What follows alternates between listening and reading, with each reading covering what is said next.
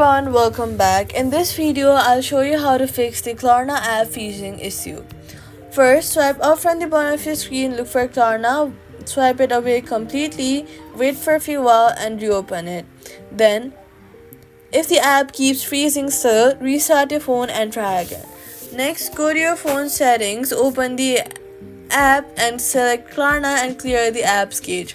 This can remove temporary files that cause the problems to freeze. Next, head over to your App Store or your Play Store, search for Klarna and make sure that the app is updated to the latest version from the official store. If the issue continues, uninstall the app and reinstall it.